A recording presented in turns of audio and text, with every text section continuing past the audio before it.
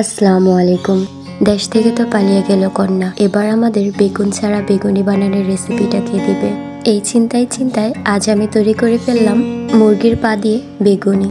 মুরগির পা দিয়ে বেগুনি বানানোর জন্য প্রথমে আমি কিছু মুরগির পাকে পরিষ্কার করে একটি প্যানের মধ্যে নিয়ে নিলাম।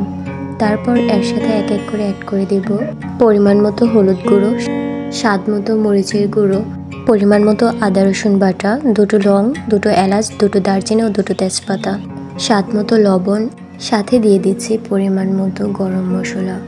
সবশেষে আমি অ্যাড করে দিচ্ছি সামান্য পরিমাণের সরিষার তেল। তারপর সবগুলো উপকরণ হাত দিয়ে ভালোভাবে মিশিয়ে নিব।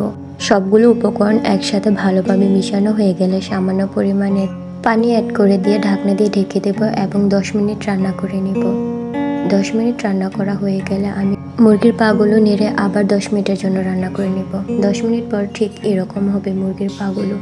রান্না করা পাগুলো গরম থাকার কারণে এটিকে আমি 10 মিনিটের জন্য রেস্টে রেখে দিই।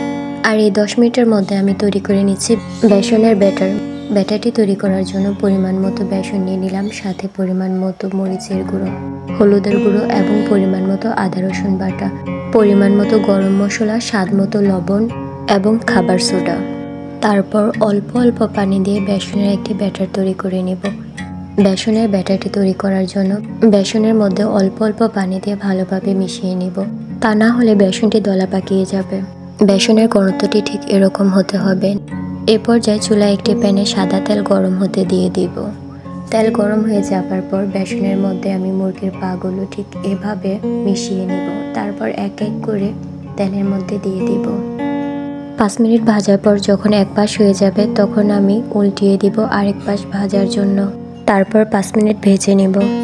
5 মিনিট পর সবগুলো পা যখন ব্রাউন কালার হয়ে যাবে তখন আমি একটি ছাঁকনির সাহায্যে তেল থেকে নামিয়ে নিব। তেল থেকে সবগুলো পাকে নামিয়ে নিলেই তৈরি হয়ে যাবে আমাদের মুরগির পায়ের বেগুনি। এবার রমজান আর বেগুনি নিয়ে চিন্তা করতে হবে না। আমরা সবাই এই রেসিপিটা বাড়িতে ট্রাই করে দেখতে পারি। আশা করি সবার ভালো লাগবে।